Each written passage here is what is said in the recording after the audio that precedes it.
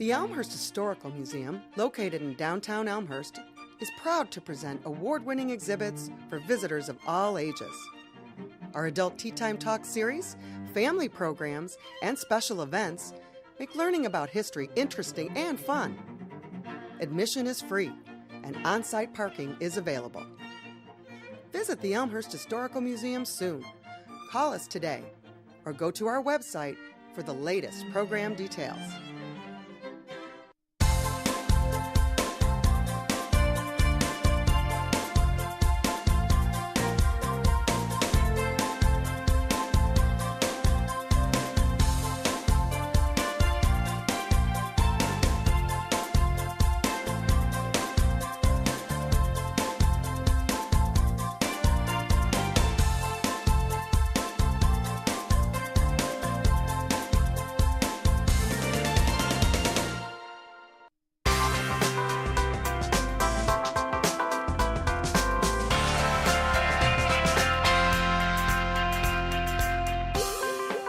Welcome to another edition of Elmhurst Time Travelers, a joint production of the Elmhurst Historical Museum and Elmhurst Archive of Town, capturing memories of significant citizens of our town of Elmhurst, Illinois.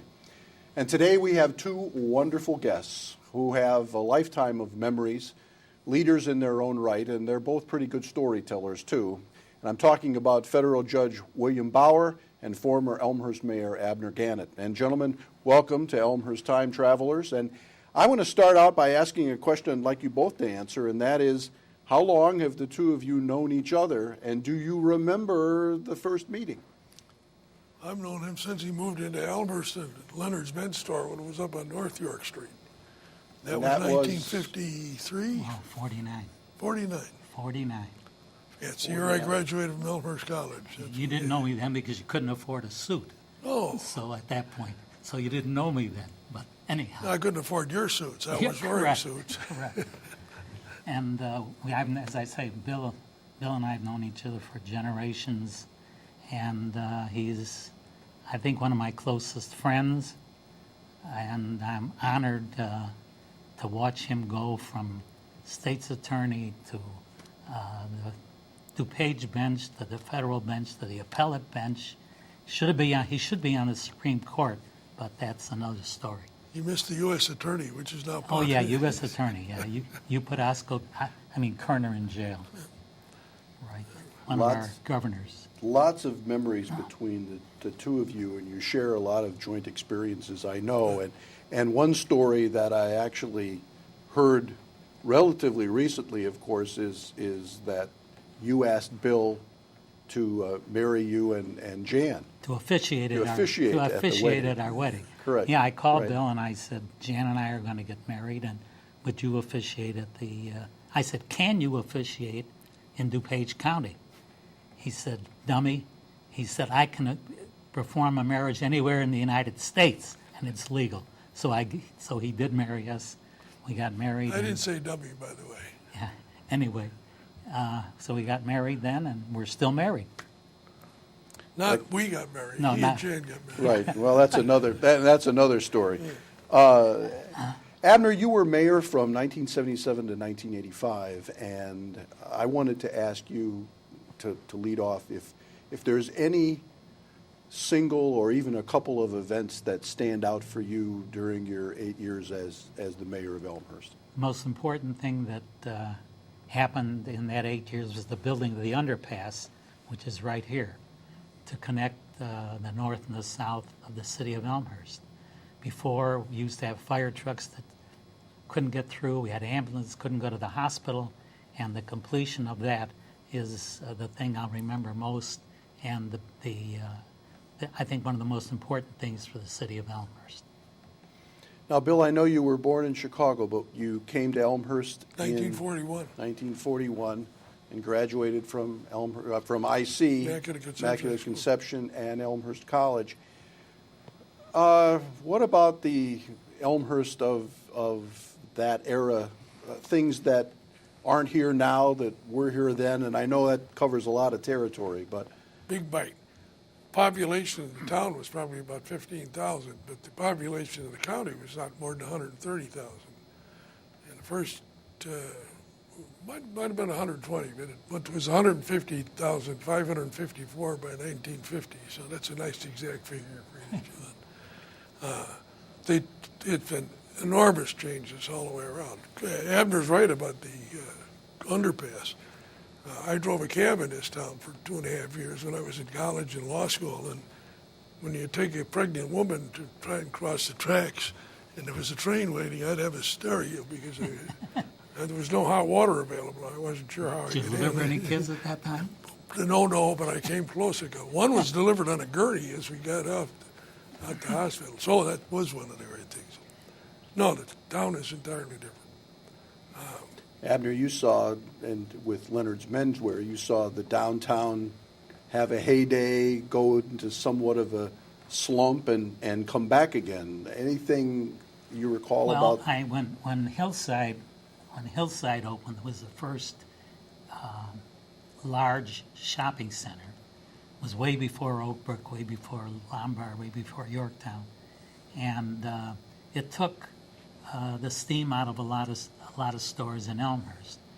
We used to have 3 men's stores in Elmhurst. Ours was the latest one. We opened in 1949. We had Hesse's on the other side of the street, and I think there was another one someplace in town. And it was a totally different town. It was smaller. It was like 15,000, 16,000 when we opened, and we opened because of Thomas O. Myers. Thomas O. Myers Senior was building a building at the north end of town, and we went to him and said, we have no money. We'd like to open a store here. So he said, well, how much rent can you pay? And we determined what we could pay, and he said, you got a store. And we opened, and that was the beginning of ours here, and we lasted I lasted there until 1991 when I left the store and went to work for McCormick Place. The Leonard's had 2 locations then in its history? We had 2. We had. You're right. 2 at one time. Yeah, we had Leonard's Men's Store, and we had the store on the little near the tracks. It was for younger people. We had jeans, and it was a totally different store than we had up north. But that went on for a couple of years, and then York Furrier needed more room, and we left there and combined everything and moved across the street next to the theater. And we're there for 20-odd years after that. Now, Bill, obviously, Elmhurst roots, and as Abner very graciously already pointed out, the movement and progression to the federal appellate court. What brought you to the law? I wanted to be a lawyer when I was about 11. I didn't know any lawyers. I used to go to the movies regularly. And the lawyers were pictured there were always well-dressed, seemed to get a lot of respect. And as near as I could tell, they didn't do anything. And I thought I could handle that pretty easily. So, and nothing has changed my mind since then. But it was in Elmhurst at Immaculate Conception that I met Jack Erlenborn, who not only became my lifelong friend, but my law partner. He was my best man, and I was his best man. Our partnership, by the way, the office was always in Elmhurst. We practiced law here. And I met my wife here at Elmhurst College, and she lived here from 1950 on with me. So I've never had any impulse to leave town. Our office was at 110 Schiller, and my brother joined us as practitioner sometime in the early 60s and stayed with me until I went on the bench and had to leave in 1964 on the state bench. And he retired from practice about 9 years ago, and I'm still going to work full-time as a judge. So, and he's 6.5 years younger than I am. I find this to be interesting. Well, interesting. You could quit and still get your pension, but you like to work. So it isn't a pension. The Constitution says they have to keep my salary going for life. Well, it's not a pension. No. What would you consider it? It's full salary. Oh, I know that. I'm going to throw out 3 dates And I would ask both of you to share with our audience where you were, what you were doing. And there are three pretty significant dates in American history. And December 7, 1941 is the first one. It's easy for me. I was still living in the south side of Chicago, and I was just coming out at 12 o'clock. No, wrong. It was in the afternoon. I had gone to Mass, and then right after Mass, I was out talking to three friends, and somebody came up who had a portable radio and said, they bombed Pearl Harbor. The Japs bombed Pearl Harbor. And I was the only one that knew where Pearl Harbor was. And said, but they assumed it was not part of the United States. I said, it sure as hell is. And that's It wasn't a state at that time. Right. No, but it was part of Yeah, the United right. States. Abner, where were you? I was having lunch in Chicago with my parents. We had the radio on, and they announced that I was 16 years old at the time. And it was a real shock. And throughout that night, we listened to the radio, and then I went to school on Monday, and I went to Marshall High School on the west side of the city of Chicago, and we talked about it in high school, and a lot of our seniors at that point were going down to enlist, and I was too young to enlist, and that's what happened on that day. I pause to tell you that the next week we moved to Elmhurst. They had been building the house on Prospect Street that my mother and father had built. We were supposed to move in August, but I was on the south side when the bombing occurred, but I came here the next Sunday. We moved into the house 1 week after Pearl Harbor. Okay. President Kennedy's assassination. I'll go first. Go ahead. I was state's attorney at the time of DuPage County, and there was a trial in progress. And, I was working with one of the lawyers at noon, at lunchtime, and my chief investigator came in. I just heard on the radio that the president had been assassinated. About 10 minutes later, the chief judge, Bert Rathje, came in and asked me, could he close the courthouse? Because I was the legal advisor, which is an interesting position to take. I said, absolutely, close it down. And they closed the courthouse, as they did almost everything else. It was Abner?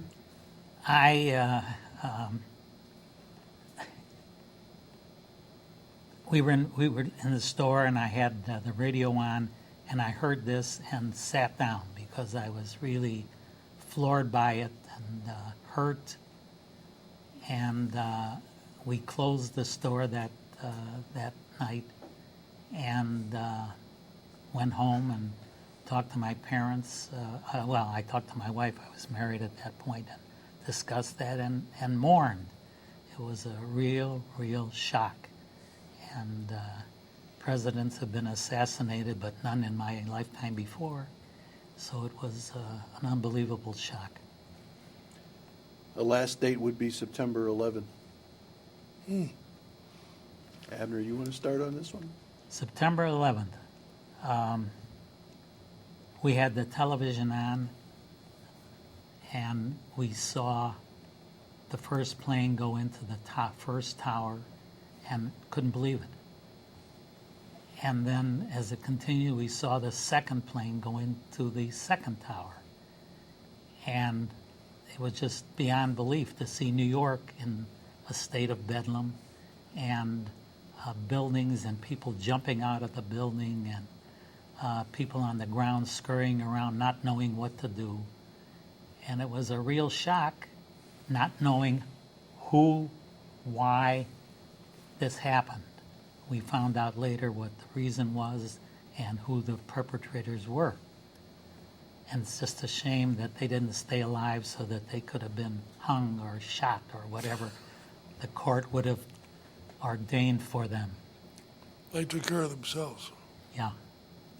I was about to leave the house to go to work. I was not sitting that day, but I had a meeting with some other judges. And just as I'm walking out the door, the telephone rang. My sister was on. She said, somebody blew up one of the towers in New York, turn the television on. So I walked over and turned it on, and I saw a plane flying in. And I thought it was a rerun. It was the second plane flying in. And like you, it was kind of a shock.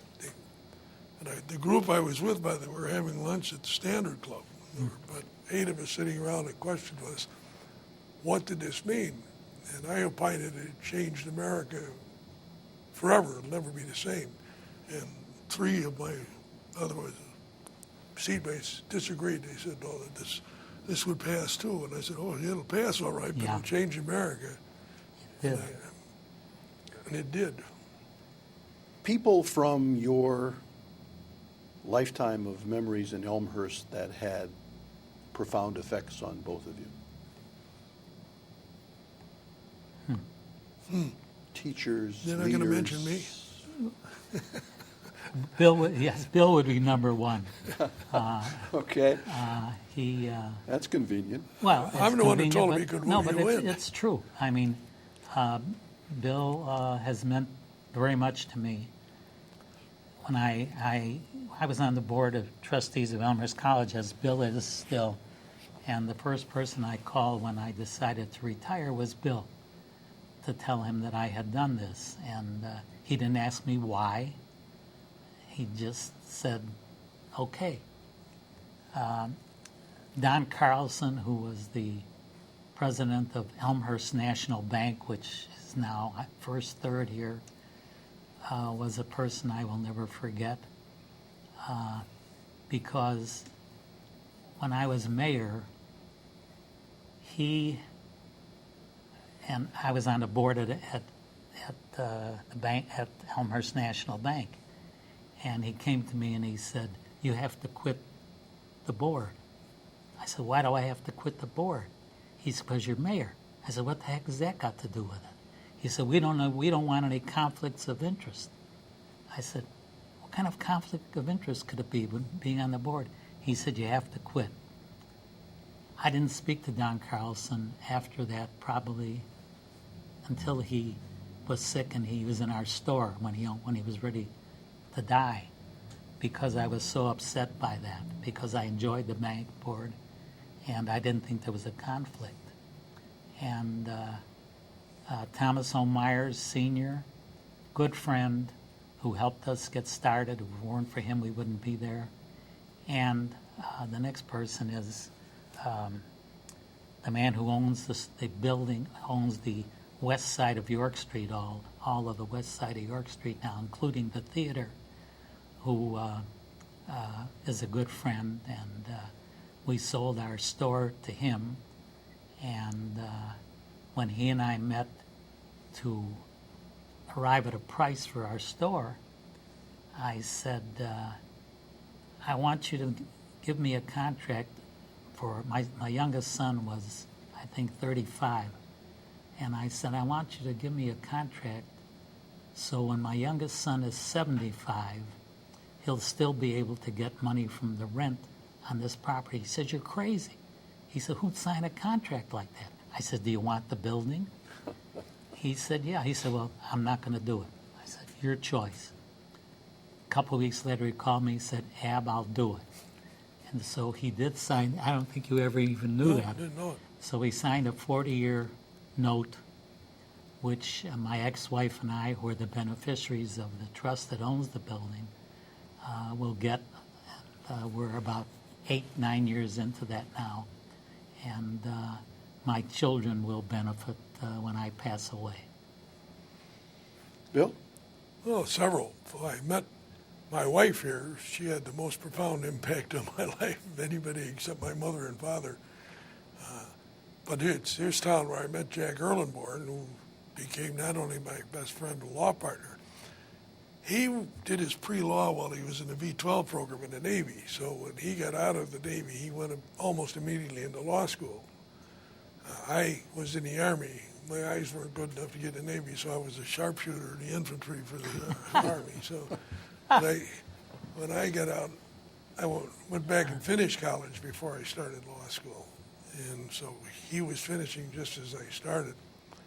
But he got me a job with the firm of Daniels, Guild, and Greisheimer. Lee Daniels was the state's attorney in DuPage County then. And as soon as I graduated from law school in February, he gave me a job as an assistant. Jack was already an assistant. So he had a profound effect on my life. And then he went on to, was elected to the state legislature. And it's where he was when I was elected state's attorney. And the year I was elected judge, he was elected to Congress. And he was in Congress for 20 years. But he had an enormous, and some others, professors at Elmhurst College, one of them, Paul Cruzius, who taught history, and I was a history major, and he taught history as though we were talking about something that happened that afternoon when he was talking about the invasion of England by 1066, and he got excited about it. But law is a study of people, too, and history is a study of people. You cannot become interested in law without being interested in history, and I did not how you could be interested in history without being interested in law. And I found it a splendid kickoff for law school, the history. He had a profound effect on my life. And there were several others, including Tom Price, the guy you referred to earlier. Yeah, Tom Price, who had an office in this building, and we're in the Elmhurst Annex. We're going to take a short break, and we'll be back for a second installment with these two fine gentlemen from Elmhurst on Elmhurst Time Travelers.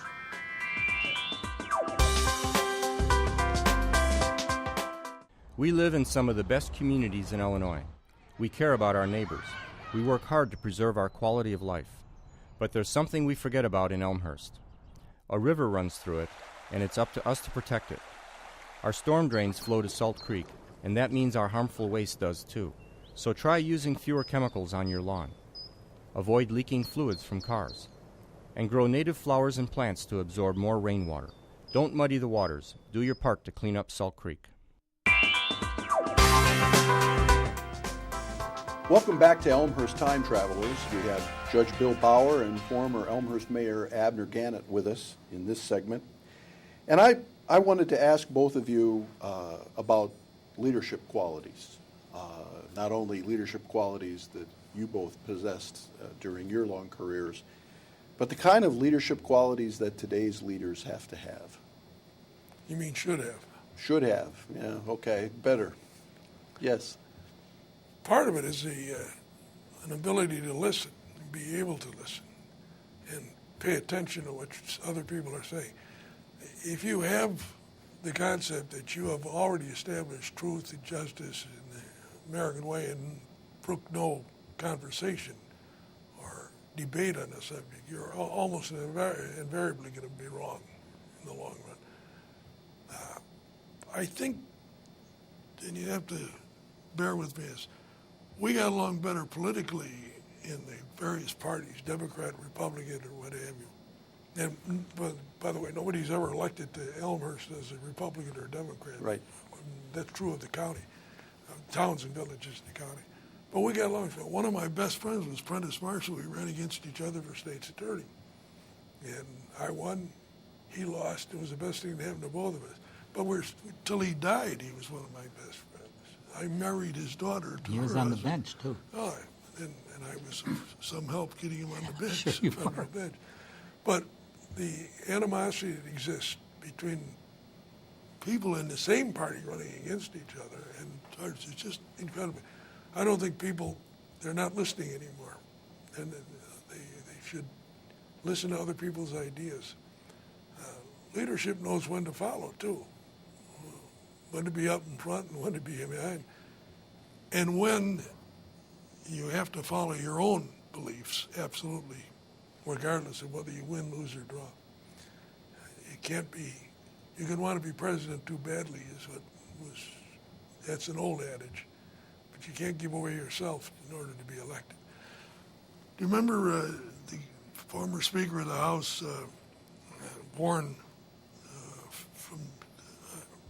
I'm trying to remember, it was a Joliet guy, but he had a bill in the legislature that was a terrible bill, and he said to me that his constituents liked it. When I said, well, how could you back a bill like that? And I said, well, I thought you were supposed to be the leader. And he said, listen, in my business, you have to be popular enough to be right occasionally. And he was right. And he said if I thought the bill was going to pass, I might have taken a different look at it. But it failed, of course. But his attitude was at least understandable.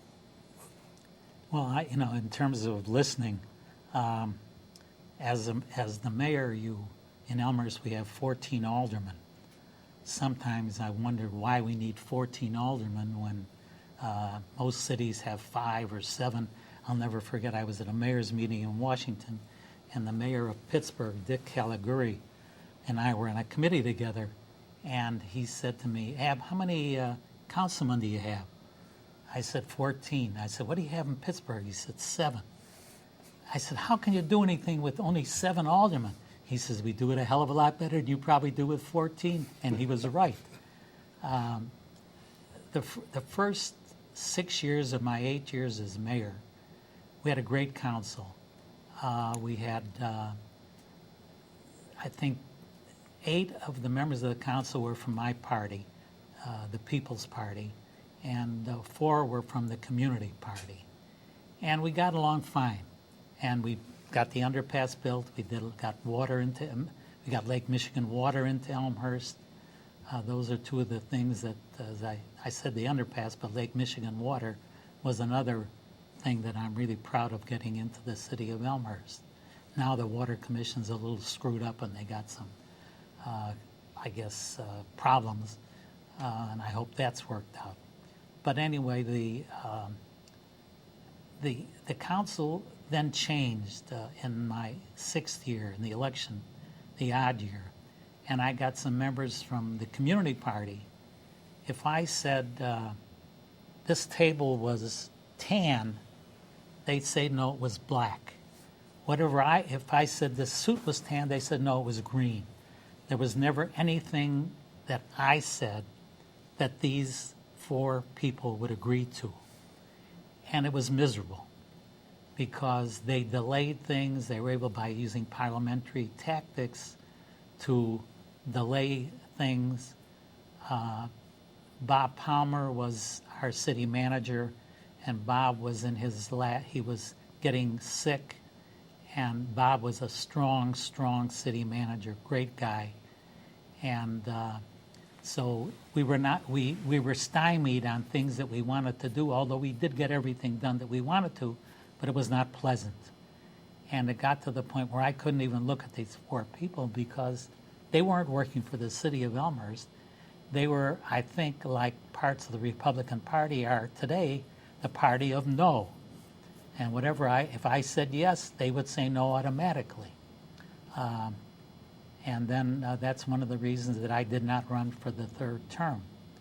And it was my wife was very happy that I didn't want to run for the 3rd term, but it was, I had enough of this nonsense and I quit.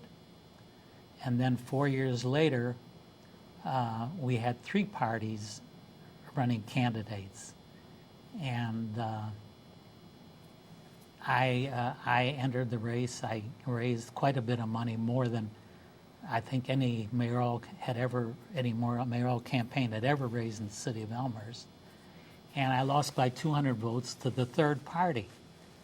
And it was as I said, my wife was very happy that I lost, and I went on with my life. Bill, you've spoken all over the world on ethics and constitutional law. And any particular place you've been that you really enjoyed the experience? I enjoyed them all, but how many times? I've been to Ireland 22 times. I'm going back in October, by the way. 22 times? 22 times, yes. I spoke to University College Dublin. I've spoken to Trinity College. I've spoken Belfast to organize. This is why. Did you ever speak in England, Bob? Oh yeah, Oxford. In Oxford? Yeah. And I also spoke at the courts in both England and in Ireland, and Scotland as well. I've been there to speak. And Moscow, Rome, Sicily, Noto in Sicily. I've wandered around a bit. Wandered around a little bit. Well, Abner, there was a date a number of years ago now when a gentleman by the name of Elie Wiesel came to Elmhurst College. And I know the two of you had a conversation, and it probably changed both of your lives. Well, it changed my life for sure. At Elmhurst College for the last 18 years, 19 years, we have had a Holocaust week where we dedicate that week to teach both the students at Elmhurst College as well as teachers from the area how to teach the Holocaust to students that they have and our education students to learn how to teach it to their students as they become teachers. Illinois is one of only 8 states in the United States that mandates the teaching of the Holocaust both in the middle school and also in the high school, one of only 8 states. And 19 years ago, Elie Wiesel was our guest speaker for that commemoration of the Holocaust that year. And he and I were sitting in the chapel before he was to speak, just the two of us. And he looked at me and he said, "Mr. Gannett, how old are you?" And I said, "I'm 70. So he said, "Were you in World War II?" And I said, "Yes." He said, "Where did you serve?" I said, "I served in Europe." He said, "Did you come across any death camps when you were there?" And I said, "Yes, one." He said, "Which one?" And I said, "Buchenwald." He pointed his finger at me and he said, "Mr. Gannett, you saved my life." I sat there and I couldn't believe what he said. He said, "I was scheduled to die on the 13th day of April, 1945, and you guys came in and liberated the camp on the 11th of April. You saved my life." I started to cry. He was a Nobel Prize winner at that point, and written many, many books, and I was instrumental in saving my life. He said to me, "Have you told anybody about this?" I said, "Mr. Wiesel, it's too horrible. I cannot." He said, "Look, you're not going to be around much longer." He said, "If you don't speak about this, there's so many people who deny that the Holocaust ever happened, it'll be lost." He said, "You must speak about this." So we light candles every year at the college for commemoration of the Holocaust, and I was shaking like a leaf. I couldn't light the candle. And someone else had to help me light the candle. And then the next day, the head of the social science department at York High School called me on the phone, and he said, "Mr. Gannett, would you speak to our junior class about what you said last night at the college?"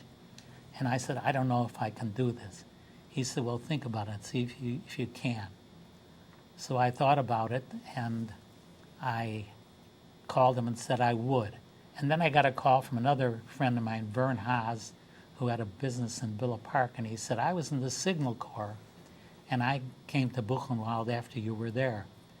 And I've got photographs of Buchenwald. Would you like copies of the photographs?" So he said yes. I said yes.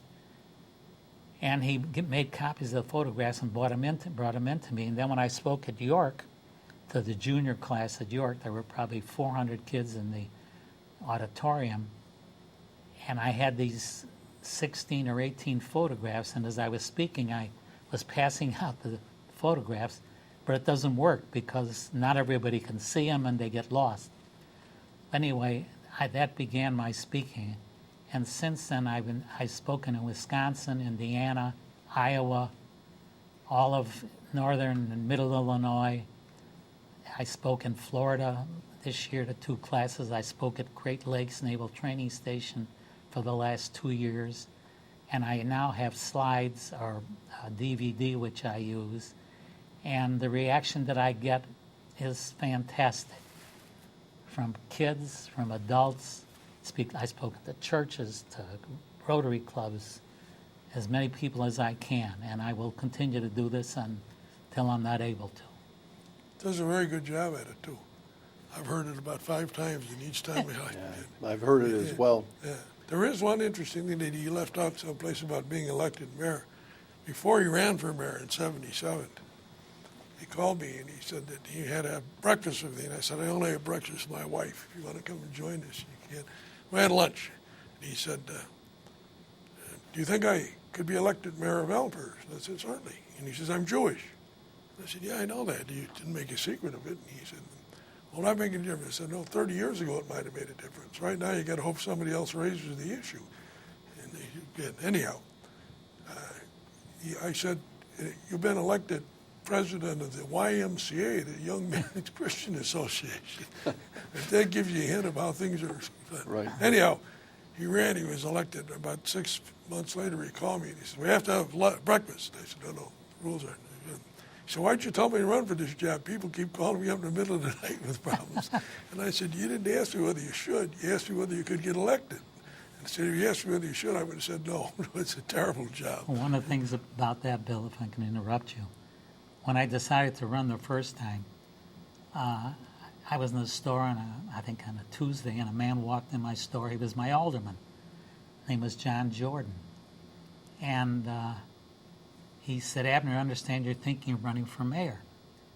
And I said, no, John, I'm not going to run. I thought they asked me, but I'm not. He said, well, I'm going to give you 3 reasons why you can't win. I said, is that right? I said, what are the 3 reasons? His first reason is, he said, you're a businessman, and they'll never elect a businessman to be the mayor of Elmhurst.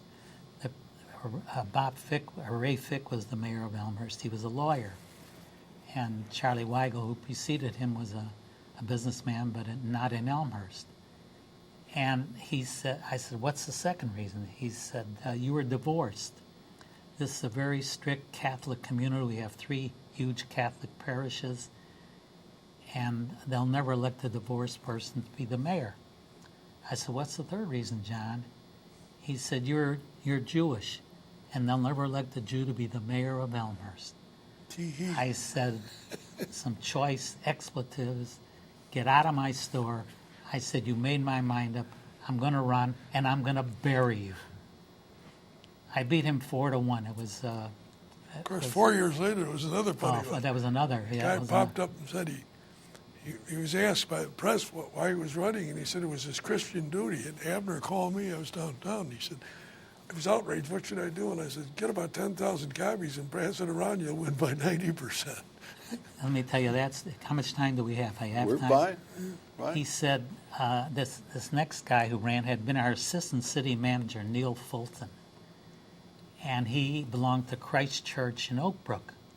And a woman who worked for him belonged to Christ Church. And she came in one Monday morning with a letter that he had circulated to members of the church who lived in Elmhurst. And in that letter, he says he's running for mayor. The man he's running against is Jewish. And then in this letter, he says he quotes 2 sections of the New Testament which state that only Gentiles are allowed to lead people. So I called 2 members of my Rotary Club, a Presbyterian minister and a Baptist minister, and I said, could you come into my store? And then I called Reverend DeCreuter, who was the minister at Christ Church in Oak Brook. He was a customer of mine. I said, come into my store, bring your Bible. So the 3 of them came in. I sat them down in the shoe department, and I had copies made of the letter that he had circulated. And I said, show me in your Bible where it says this. It didn't say it at all. It was a total lie. It was a dirty, dirty, dirty campaign. I beat him 3-1. But it frightened me to think that in 1981, there were people who thought like this and who had this kind of prejudice. And it's not dead.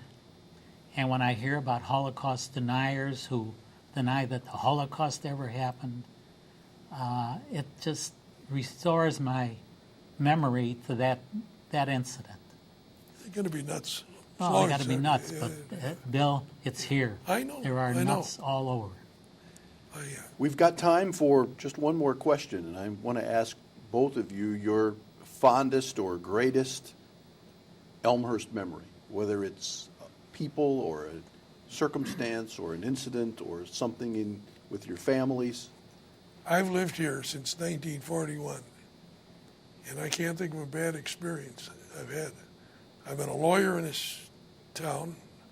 As I told you, graduated from here, met my wife here.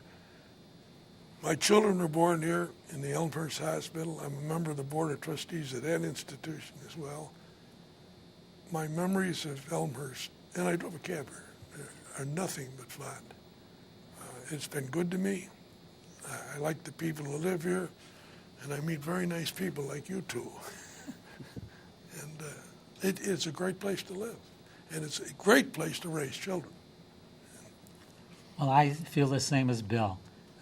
This town has been very, very good to me, and I hope I've in any way helped the town doing what had to be done to benefit the town. And when I know that the only thing that I regret is not having been able to solve the flooding that we've had recently. I hope that's in the New Testament. That's in the New Testament. You're right. So it's in the Old Testament too. But anyway, just fond memories. And I met my wife here, married my beautiful Janet, and we've lived here. My kids were all born in. When I got divorced, they went to Evanston High School and graduated from Evanston. One of my children live in Elmhurst, and one lives in Glen Ellen, one lives in Evanston, and one lives in Naperville. But we're all still in the county, and I'm just very happy that I'm here, and thank you for inviting me. And Bill and I will be friends until we both pass on, and he's one of the guys I have listed. If he's alive and I'm dead, speak at my funeral. I'm not going to have a funeral because I've donated my body, and that's another thing. Bill's late wife died of Alzheimer's, and when I called Bill, I said I would like to, if I could, to help in the destruction of that disease. So he said, well, call Rush and talk to this certain doctor who was in charge of the Alzheimer clinics at Rush. So I called Rush, and they said, we have enough healthy brains. He said, call Northwestern Hospital. So I called Northwestern Hospital, and they said, yeah, come down. So I went to Northwestern Hospital about 7 or 8 years ago. They tested me, and they test me every year to see that I don't have Alzheimer's. And then I agreed that when I pass away, I'll donate my brain to the study of Alzheimer's at Northwestern Hospital.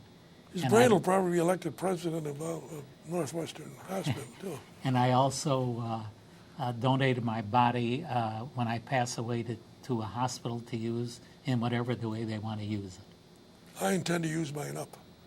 There you go. That'll be quite the chore, I suspect. We have to close this edition of Elmhurst Time Travelers. It's been my pleasure to spend some time with two gentlemen that I've known for 30 years, which I realized when I was doing the research.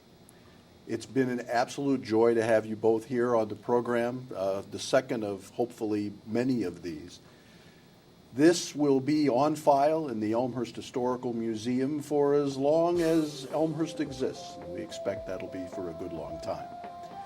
So for Bill Bauer and Abner Gannett, I'm Ken Bartels, and this has been Elmhurst Time Travelers, and we'll see you again.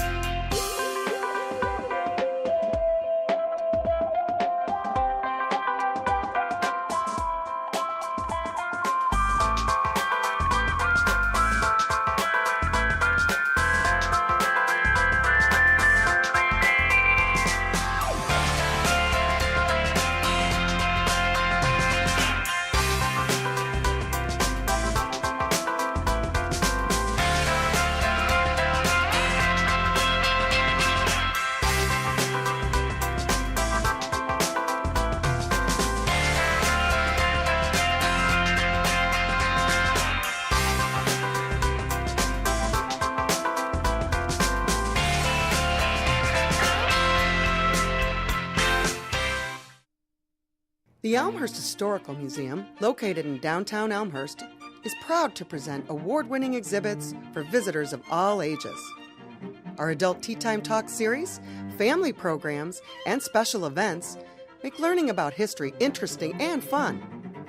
Admission is free, and on-site parking is available. Visit the Elmhurst Historical Museum soon. Call us today, or go to our website for the latest program details.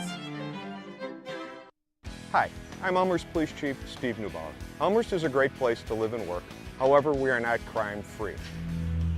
Many people in our community become victims of crime simply because they did not lock their belongings. I would ask you to do two things. First, lock your car, house, and bike. Secondly, call 911 to report suspicious activity to the Elmhurst Police Department. The Elmhurst Police Department reminds you to lock it or lose it.